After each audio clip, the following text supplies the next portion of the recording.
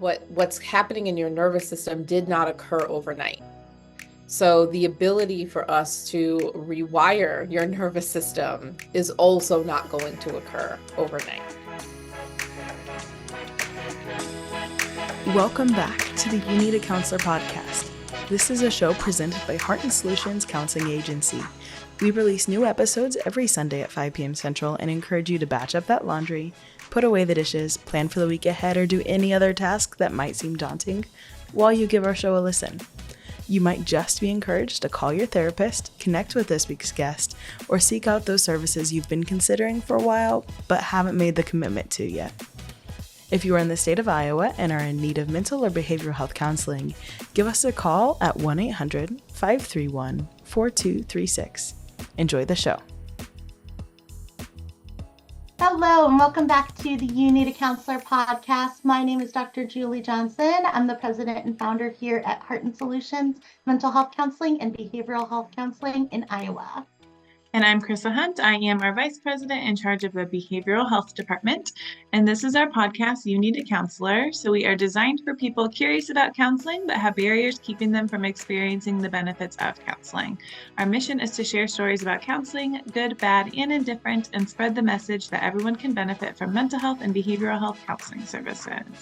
Our guest today is a returning guest. We had so many great conversations and so much we wanted to talk to this guest about that we had to have her back on the show to just continue that conversation. So we've got Natasha D'Arcangelo back with us today.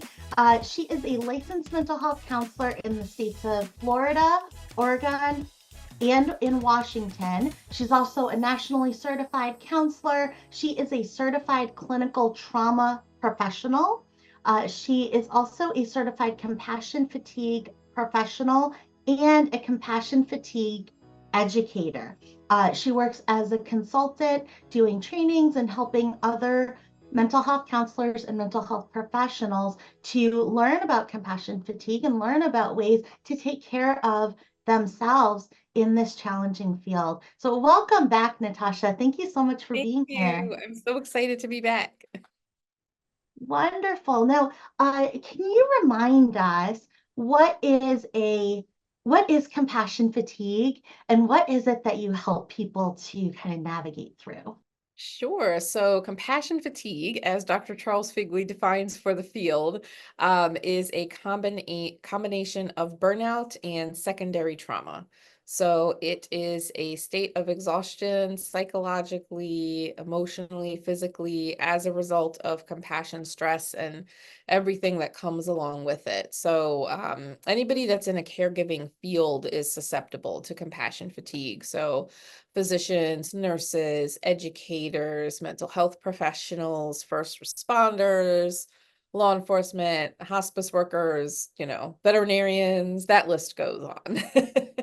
Those of us that take care of others full time are susceptible to compassion fatigue. Can you give us a little background in what started your interest in compassion fatigue? Yeah, so it was back in 2020, the March of 2020 specifically, where I was at home watching all of this go down and thinking to myself, my goodness, we are going to end up with an entire generation full of nurses with PTSD.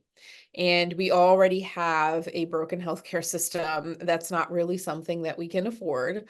And one thing that I always work with clients on is when a problem feels this big, what's something that you can do in your quarter of the universe?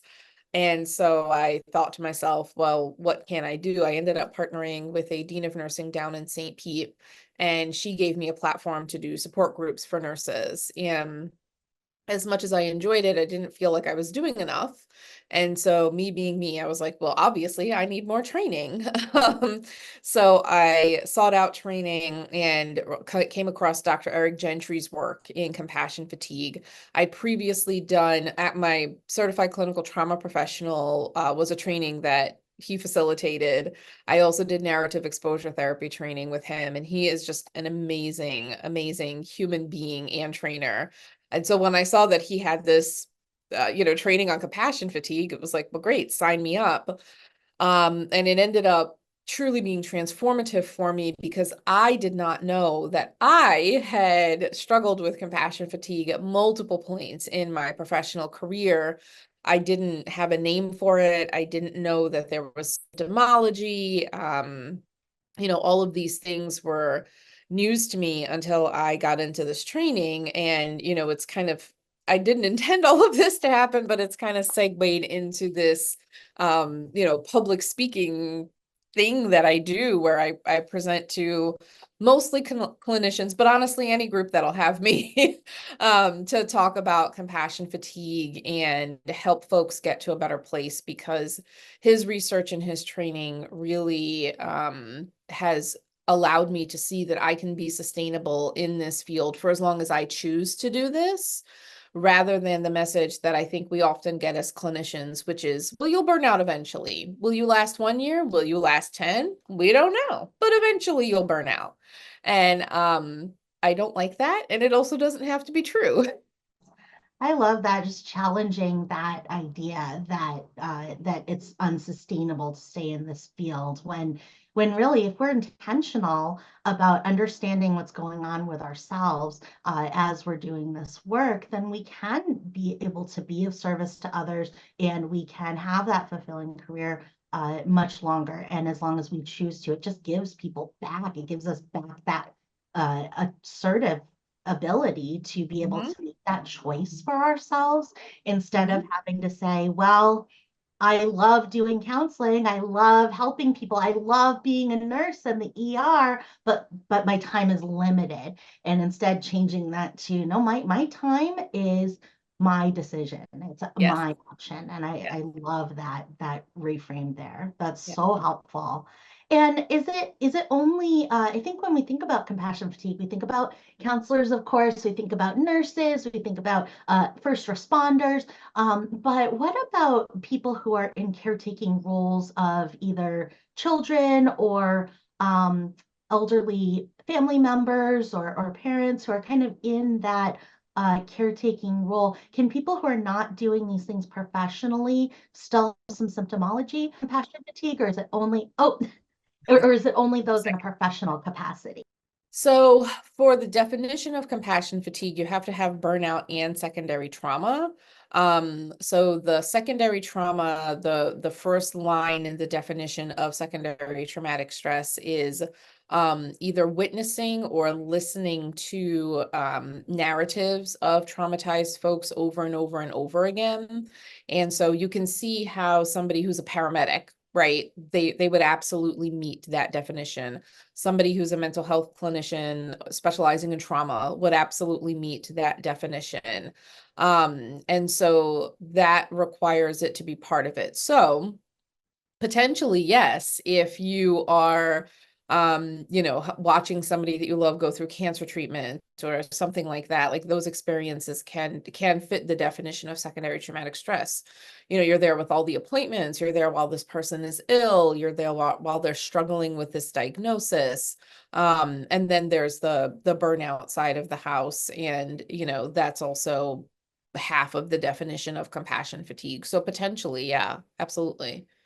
Caregivers have to be very diligent about taking care of themselves, so that they don't burn themselves out, because it feels like they're just giving and giving and giving. And there's, the saying is, right, you can't pour from an empty cup. I know you mentioned when you first started learning more about it that you were like, oh, I've also had compassion fatigue and didn't even really realize it. What are some of those symptoms people can look for, like in themselves, to kind of realize that they maybe are going through that as well? So really the first thing that oftentimes happens is other people in your life will point out that you don't seem quite like yourself. Because the onset of secondary traumatic stress is both cumulative and gradual. We're not really good at recognizing it. So if you've got people in your life telling you, I don't know, you seem more irritable than usual, or you're just not as connected. You've turned down my last 3 invitations to spend time together. That's a huge red flag. And there's, different categories, like there's physical, there's spiritual, there's professional. So you're looking out for symptoms like, are you more irritable than usual? Do you find that you have less patience? Are you feeling really numb? Maybe you see a suffering client, and whereas in the past, maybe you would have researched sources for them or something like that. Now your thought is like, oh, well, sucks to be them, right? That's something to pay attention to. If you find that you are being less productive than you usually are, you're taking more sick days. Maybe there's an increase in risky behavior, an increase in substance use would be another red flag to pay attention to. Sleep disturbance is a really common one, GI stuff. So, and then I'll talk to clinicians who are like, I'm sick all the time. It's, if anybody within a 50-mile radius of me sneezes, now I've got a cold too. Well, that's a sign, like your body is telling you that there's something going on that you have to pay attention to. So those are some of the more common ones that I get. Difficulty making decisions, even something simple like, should we get like, pizza tonight, or do we want to get McDonald's? And you're just like, I don't know. I can't think about these things. Mhm. Absolutely. And I love this list, and also the idea and suggestion that other people will sometimes notice this before we will, because these symptoms, they collectively, we can kind of see that, right? But when it comes to one aspect of it, right, I'm having trouble sleeping, it's more difficult for us to put that into the context of, yeah, I might be experiencing compassion fatigue, right? Because I think sometimes, especially when we do it professionally, we tend to separate out our home life and our family life versus our Yes. work life. And we go, Yep. I'm doing great at work, right? Like work's fine. I'm having these problems at home. I can't sleep, right? I'm having stomach troubles. And so all of these things, they when somebody else can identify that and notice that in us, that's a very supportive thing for that person to do. And it really shows that that person knows us, kind of knows what our baseline is, Yep. Yep. and has the trusting relationship with us that they can say those things to us and say, Yep. I Yep. noticed this. Are you what's going on? Absolutely. And there is a great tool out there called the ProQual. It's the Professional Quality of Life Scale.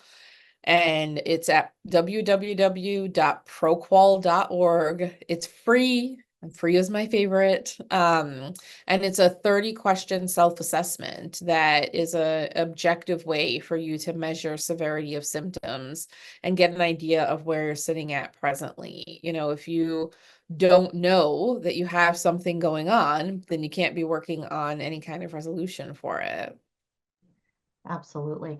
And that's a great one too, just also for discussion, and Mhm. being able to answer those and do self-reflection, but also talking with colleagues about, hey, I I wrote this answer. This is what came into my Yep. mind. Or even with a supervisor when we're doing supervision, being able to process 100%. through that and go, this is what I'm like, this is what I Yeah. think about it. Is so helpful. So I love that suggestion. Such a great tool. And And I've it done it feels in more session with objective. clients like Mm, a ton of times because they have a really great online version. They have a paper version too. You can actually do it right on the computer and it'll spit your results out back at you. And it takes maybe 5-10 minutes of the session to get it done. And then we talk about, okay, let's go through each of your scores and what does each of your scores mean? And especially educators, they never talk to educators about compassion fatigue. And so to see the realization dawn on them that they're not failing as a teacher, that there's actually a collective group of symptoms going on and there's a name for what they're struggling with. It's been such a relief to the folks that I've had the privilege to work with. absolutely. I didn't even think about teachers, but absolutely they've got, and the more invested that a teacher is in the quality of care for their students and the quality of education and the barriers that come into that quality of education, the more they may be at risk of compassion fatigue. So I think that's such a great point. And you mentioned that you had done a training on narrative exposure therapy as well. And we haven't talked about narrative exposure therapy on this show before. So would you give us a little intro as to what that is as well? Sure. So, narrative exposure therapy, that's another training I did with Dr. Eric Gentry. Again, cannot recommend him highly enough. He's at the Forward Facing Institute. And that is a way for folks to process through trauma. And so it would be a specific trauma that they want to work on. So it would have to be something like a car accident, or I've worked with survivors of gun violence before. I've worked with survivors of sexual assault. So it would have to be like a singular incident that they choose to work on. And then it is a tiered process, which we typically will do over 2 sessions. One, if I can get them for a longer period of time, where we process through that incident using the tools in narrative exposure therapy. And it's essentially a way of them reclaiming their power over it so that it's no longer flagging in their nervous system as an immediate life-threatening danger. It's something that we're able to settle into their nervous system as an event that occurred without raising that "you're about to die" alarm in their bodies. I will work with clients for, obviously every client is different, but I usually will not introduce that immediately. We have to do a lot of work on grounding techniques and being able to understand the difference between a real threat and perceived threat. They have to be able to regulate their nervous systems. And then when they're at a better place with that and they're talking about how, I'm using these things, I'm having less panic attacks, I'm feeling better overall, but the day of the shooting, it just continues to like play in my mind. And I'll say, well, I do have training in this, narrative exposure technique. And then if they are in agreement that it feels like the right fit for them, then we will do it. And I've seen really amazing resolution come about as a result of that. But it is a process to work up to it, and obviously takes a lot of trust between the client and myself to walk back through an event like that. So, yeah. Absolutely. It makes a lot of sense because it's using that narrative process, but it's also, it sounds like being able to experience that experience without the danger in the present moment. Correct. So in Yeah. the present moment, I'm experiencing that again through the narrative, but I am not in danger because I am in my therapist's office and I'm safe in that moment. Yep. And the more frequently that we do something, like my daughter used to be really afraid of the basement, Yeah. and then the more frequently, the more times, every time that she was in the basement and didn't get eaten by a monster, right? Then the more she started to feel more comfortable and safe. And it's actually why, as humans, when we break bread together, when we eat together, it builds a connection and it builds trust, because the more times that I eat food in the presence of Krissa and she doesn't poison me, right? The more trust that we build every single time. Yep. And so I think that makes so much sense. I think that sounds like a wonderful Oh, training. I absolutely love those sessions because it starts out with we do a timeline, and then they actually write the narrative in 2 parts, and then they have to create a picture sequence of what occurred, whatever it is that we're processing. Then they use that drawing to tell the narrative to me of what occurred, and then the final piece, it's 5 steps, which is why we break it up between 2 sessions. The final step is I tell the narrative back to them, but in the third person. And so it would be, so when Julie was 10 years old, XYZ thing happened, but what we're able to do in that retelling is because they're hearing it in the third person, oftentimes they'll come to this realization that, wow, no 10-year-old should have been put into that situation, and this is not my fault. The adults that were around me should have protected me in that moment, or I should have been able to trust my romantic partner, or I should have been able to just have a regular day at school, not expecting that, I was going to live through this shooting, right? And so it's just very powerful. And I have been, we all have those sessions as therapists where we're like, this is why I continue to come back and do the work that I do. And for me, narrative exposure therapy is definitely one of those, like, the healing that occurs is really powerful to be able to watch. It's a privilege to be able to be a part of that and help facilitate it. Yeah. Absolutely. It sounds like it allows too for the empathy that we would provide to hearing about a 10-year-old who had gone through this experience, the empathy that we're able to feel for that 10-year-old, we're then also able to feel for ourselves in that moment and in that situation. I think that is beautiful. And then you talked a little bit about it, but you had mentioned that you've seen so much progress towards resolution. So what does resolution look like in that process? The big thing is that is no longer an event that triggers that client's fight or flight.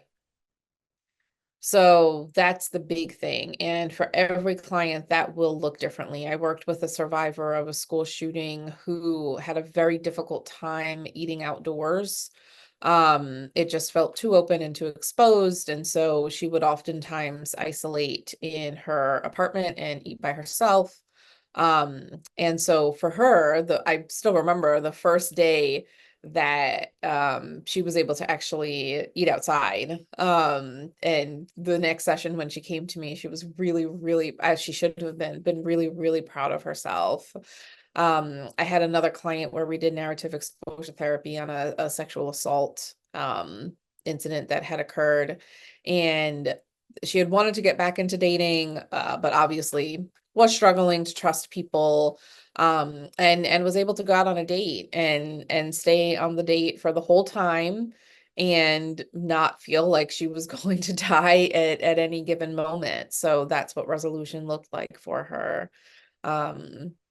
So it's different. It's different for different folks depending on what their particular incident was. For folks that I process car accidents with, it can be getting back behind the wheel or being able to drive again.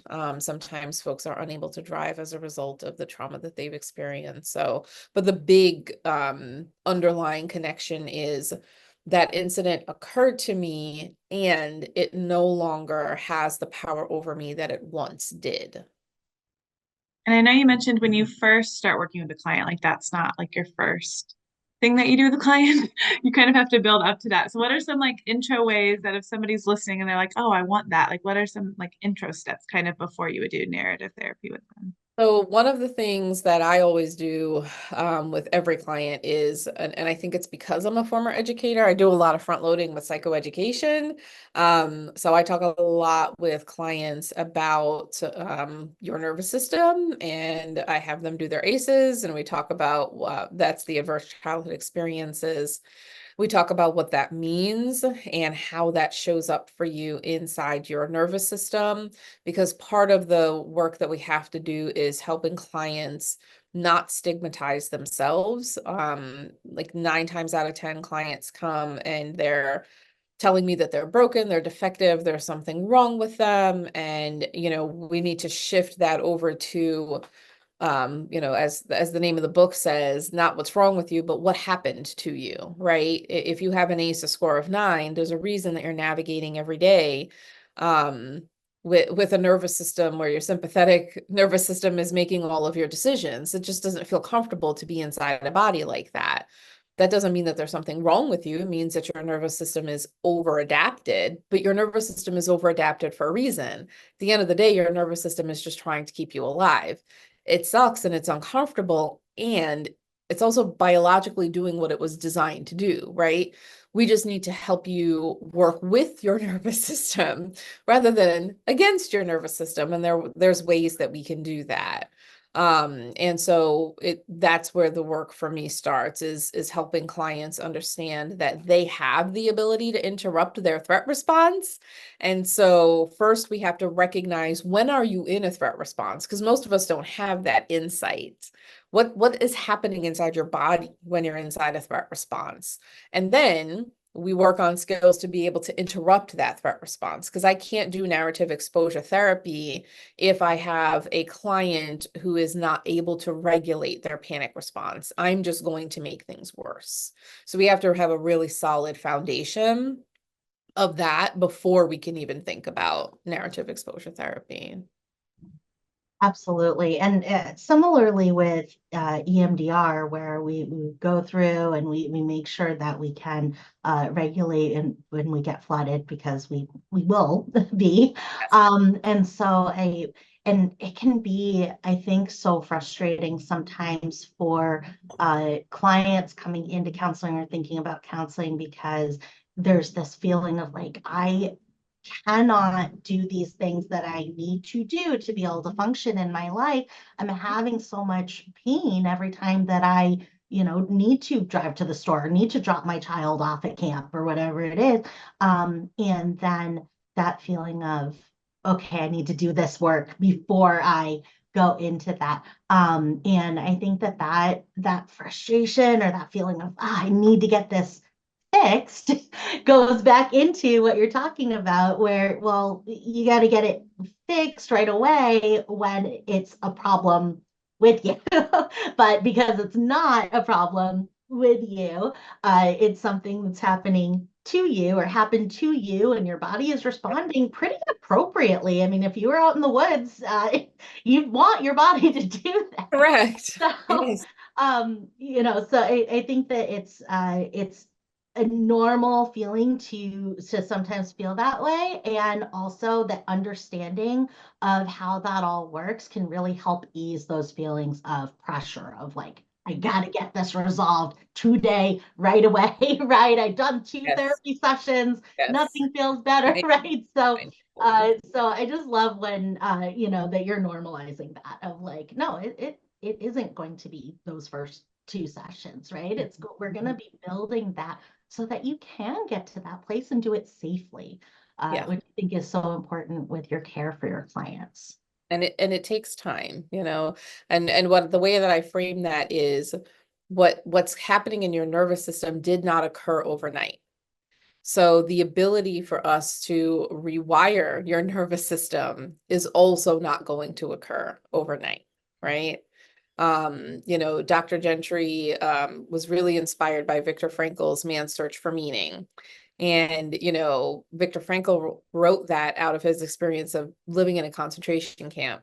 And if you can find hope and maintain your human spirit in that kind of environment, then I think that says a lot about the power of resiliency. And my favorite quote that came out of Viktor Frankl's work is, between stimulus and response, there is a space. And in that space is our power to choose our response. And in our response lies our growth and our freedom. So the way that I frame it to clients is, right now, you don't realize that that space exists between the stimulus and the response. So what our work is going to be is helping you identify that that space does exist and giving you the ability to choose what happens within that space, which is just not something that you've learned yet, but you can learn. So Yeah, absolutely. That's so interesting. Well, and you mentioned you do presentations on effective techniques for working with teens also. So I would love some insight on that. I'm sure a lot of people, that is an age group that's definitely rough to work with. So can you kind of go into like what you present on when it comes to working with teens? sure. So that came about as a result of when I was working in private practice. so many of my colleagues were, oh, you work with kids. I think there's this huge divide between those of us that work with adults and those of us that work with children. And admittedly, I'm biased. I am a former educator. I taught elementary school. I worked for the Boys and Girls Club. So I have a little bit of a different, just framework that got me to where I am currently. But when I was in private practice, I worked with ages 5 and up. And what I found was my favorite clients to work with were my teens. um, and I, was like, well, maybe I should develop a training for those clinicians that are like, oh, teens, they're the worst. I wouldn't want to do that for, $1 million. And pretty much it's an understanding of where they are developmentally. They're caught in between wanting to be adults and like almost being adults, but we know from a brain neuroscience perspective, they just don't have everything developed yet. And so what looks like impulsive decision making to us is actually their brains not having the ability to think through the consequences of those actions, right? So it's reframing their decision making through that lens. So much of working with teens, honestly, is educating the parents and helping the parents understand why their teen doesn't see the importance of getting up and going to school on time every day. And then a lot of it is, I find that with teens, they can see through you from a mile away. So if you are not there for genuine reasons, if you are phoning it in, they will know and they will call you out on it. And so you can't pretend with teens, like you just can't. And so one of the things that I do is I'll utilize self-disclosure with teens. We may not have the same exact experience. Thank goodness I grew up before all of my, college and high school experience could be blasted all over social media. But I remember what it was like to live through my first breakup. I remember what it was like to get my college rejection letters. I remember the pressure that I put on myself to have my life figured out at 17. I mean, for heaven's sakes, I don't know what the rest of my life wants to look like, much less at 17, right? So, putting yourself in that teen's shoes and speaking to them from some of your lived experience. Like, man, I was there and it sucked and it felt like my universe was crashing down and I was never going to be okay ever. And then it turns out that that actually was one of the best things that ever happened to me because it never would have worked out. It was a really unhealthy relationship, right? You can do that kind of disclosure with teens that you would not do with, your adult clients, right? We tend to keep ourselves a little bit more separate from our adult clients, but teens just they need to hear it, right? They need to know that they don't have to have their entire lives figured out at 17, know what they're going to major in, know where they're going to college, and have their entire careers planned out, right? And again, that piece of education with the parents, because a lot of time the pressure that they're putting on themselves is messaging that they're getting from their parents. And then understanding too, I love to let the teens that I work with be my teacher, right? And so many times it's, are you on this social media platform? Have you seen this? No, I'm not going to pretend, right? I don't know what this latest TikTok trend is. Can you show me? If I give you will you share your screen with me and show me a reel of what it is that you're talking about? What came up on your For You page? I don't know. I haven't seen it. I'm old. Right. But you have to call it out like that. Because again, if you're sitting in session pretending with them that you've seen whatever the latest TikTok trend is, they can see on your face that you don't know what you're talking about. And you've immediately tanked any kind of credibility that you've had. And so they love the ability to be able to teach you things. And I like to be able to bring in clips like I've sat in sessions before where I had a teen tell me there's this thing that happened. This particular one was into what is it? BoJack Horseman, I think, is the TV show. And he really wanted to show me a clip because it explained what he was going through. And I was like, have at it, share your screen with me. Let me see what we're talking about. And that's how we started our session. And then we just went from there. So giving them the ability to bring in what it is that they need to bring in and express themselves is another huge one.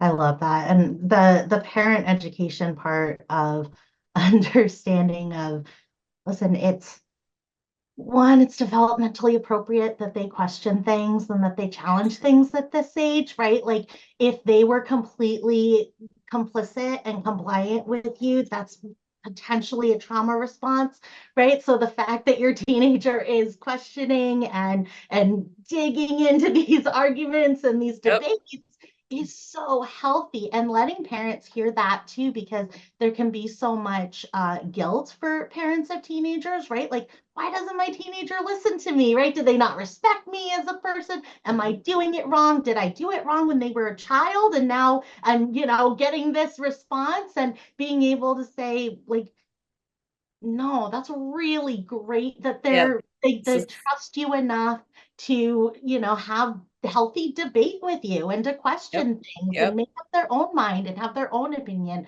I think is so important. So I love that you're doing that and really doing it through a family lens and through a systems lens as well. Because the teenager is not an adult, they are not an independent entity. They are still a child. They're still very much enmeshed into this family, and they should be. That's Yeah. developmentally appropriate as well. So I think that I think is so helpful, because it is a challenge for parents and for some clinicians as well And also to trying to give them power wherever you can, so if they're struggling with something like, um, I really don't want to be taking this SAT prep course, but I feel guilty because my parents are paying so much money for it.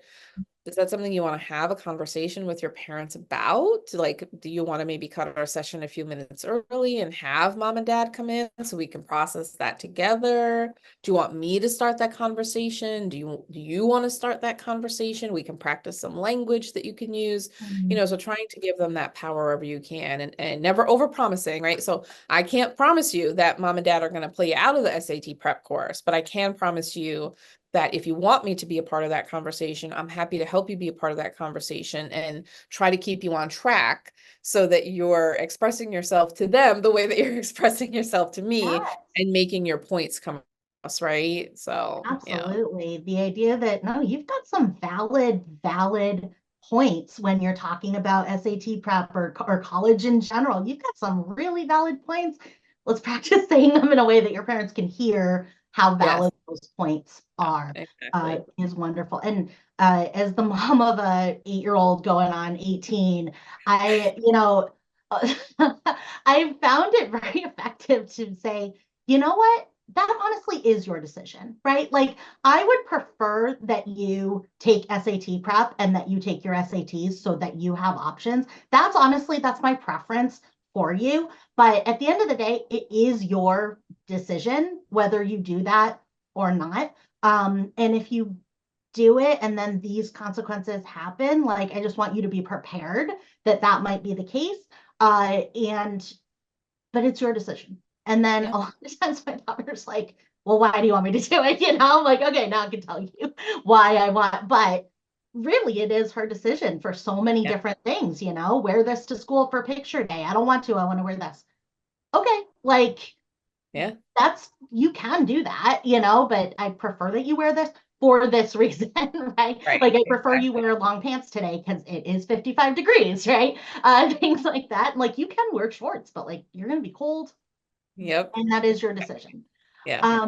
Awesome. So we also noted that you had a great counseling experience. We'd love to hear a little bit about that and what it was like for you doing counseling yourself. Yeah, so I actually have been lucky enough. Sorry, therapy dog just picked up her head. I was scared she was going to bark.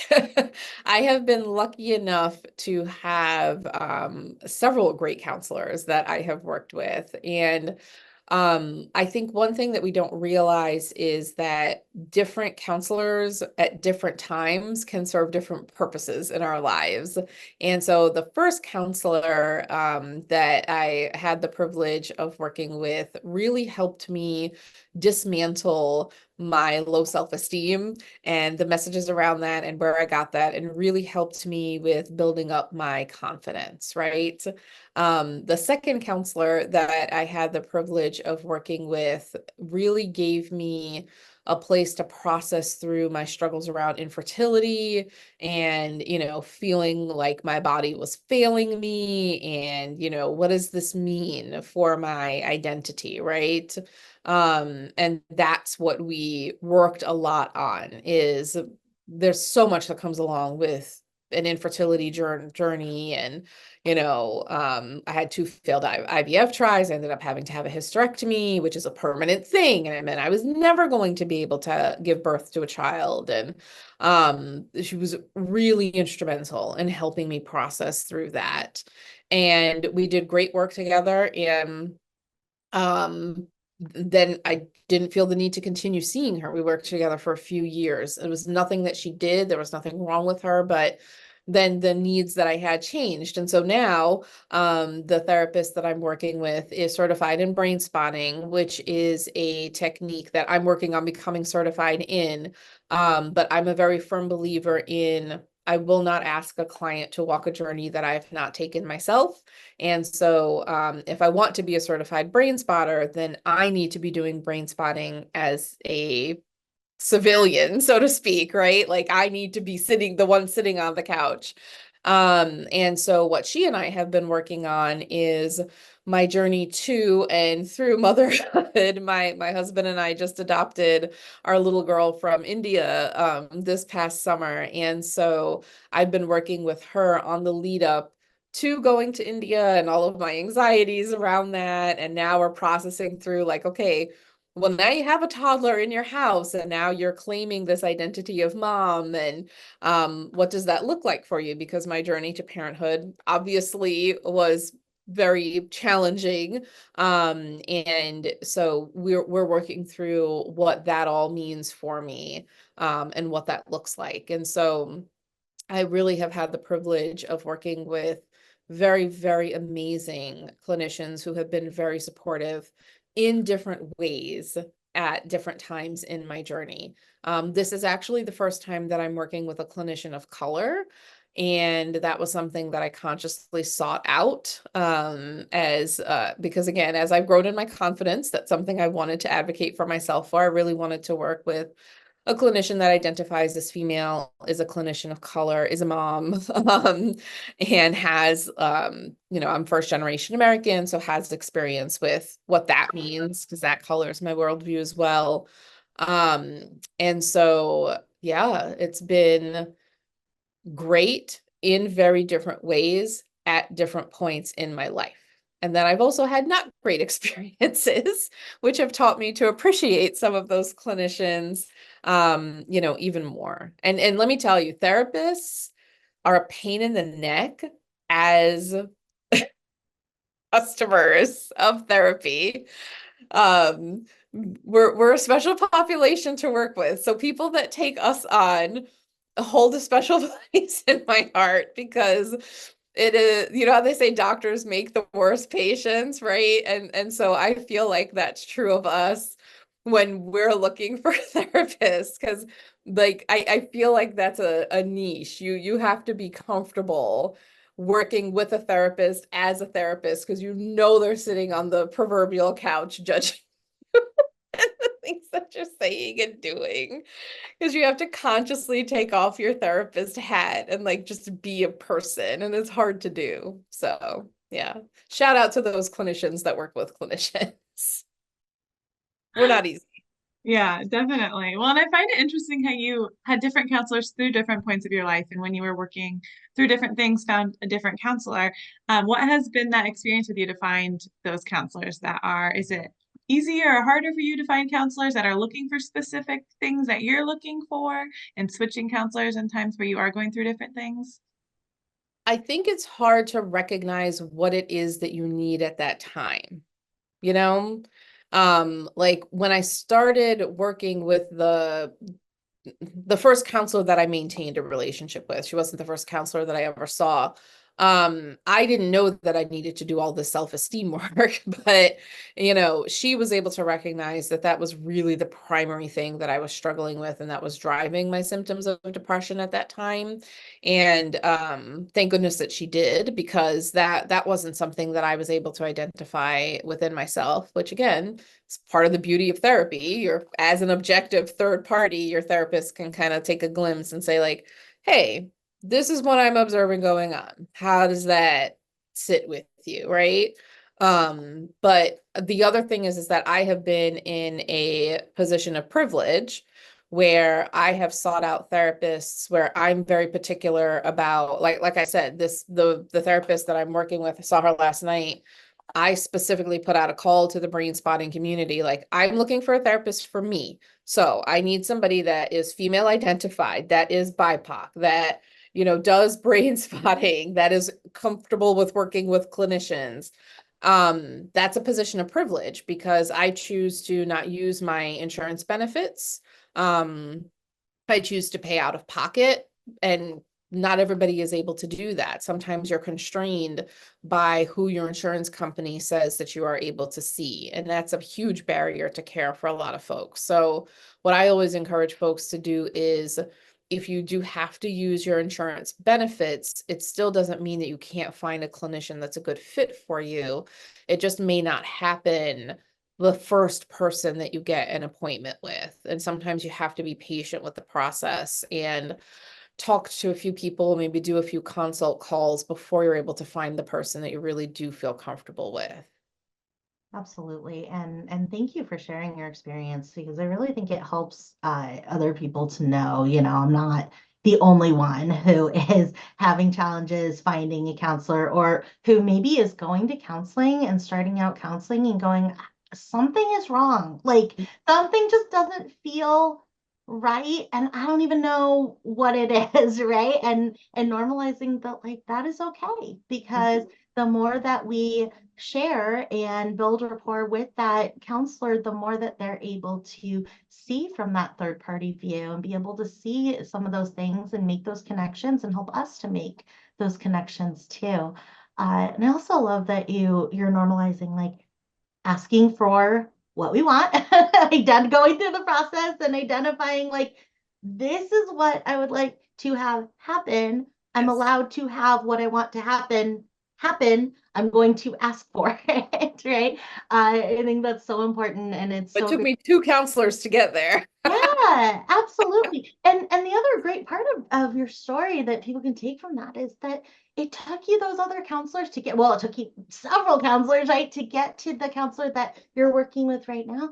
And Yep. yet you still took things from that other counseling experience. You were able to gain different perspectives from the other counseling experience, and even the not so great ones. You go, oh, this is perspective on what it's like, how to know what I want, and to be able to recognize it when I see, oh, this Yes. counselor is the person I want to work with. Yes, exactly. Exactly. Awesome. Wonderful. Thank you for sharing that experience too. And I loved what you said, and it just keeps coming back to me, because we talk a lot about stigma on this podcast, but Mhm. what you talked about is stigma that we put on ourselves. And I think that is such a unique perspective and such a needed perspective to have out there in the world. So I think that Yeah, is for sure. beautiful. We beat ourselves up and talk to ourselves in a way that we would never talk to anybody else. And sometimes I'll do that in session with a client. I'm Uh-huh. like, I want you to pull out a mirror and say to yourself out loud, the things that are going on inside your brain, right? Would you ever speak to your child that way? And they get this horrified look on their face, like, I would never. I'm like, I know. So you shouldn't be doing it to you either, right? And Love. sometimes the it's like a shock to the system. Absolutely. I mean, counseling is a mirror, and this is a literal, it's a literal mirror reflecting that back to us. I think that's Yep. wonderful. So if you could give maybe one suggestion to somebody who might be on the fence about starting counseling, what suggestion might you give them? Give it a try and understand that you may not click with the first therapist that you talk to, and that's okay. It doesn't mean that you did anything wrong. It doesn't mean that therapy is not for you. It just means that that wasn't the right fit, and you have to give yourself permission to speak to the next person or the next person after that. And it's also okay to ask for referrals. Like, as a clinician, if I have somebody come to me and they say to me at the end of the intake, you seem like a really nice person, but I just really feel like I need a trans clinician or, a clinician that's a Black woman or whatever that category is. I should be able to say, I'm so glad that you said that. Let me consult my referral list because I know professionals that would meet that requirement, right? It should be a red flag if you have a clinician that's like, well, what do you mean?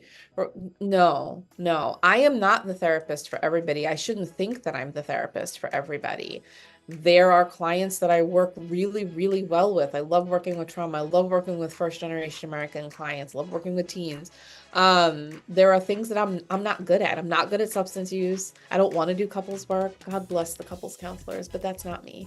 I have no training in working with eating disorders. Like, that's not me. You can't come to me for those things. But I have really great clinician colleagues that I'm happy to refer you to. And so you should always feel comfortable saying, this doesn't feel like the right fit. Do you know somebody who? And then expect that you can get a referral from that person. That should be part of the process. And I don't think we talk about that a lot. Yeah, absolutely. I love that. Run Well, if you are the way you get offended. Like, run. Yes, find a new counselor. Absolutely. Well, thank you so much for being here again. It was so great to have you on as a guest again. If you are interested in working with Natasha, you can look her up on her website, natashaalmhc.com. I'm Natasha D'Arcangelo, and I need a counselor. Awesome. And I'm Krista Hunt. I'm Julie Johnson, and we need a counselor. So do you. Bye. Thank you for listening to the You Need a Counselor podcast. We are so grateful that you're here. Now, we want to hear from you. Text us or give us a call at 515-650-3231. You can also find and connect with You Need a Counselor on Facebook and Instagram.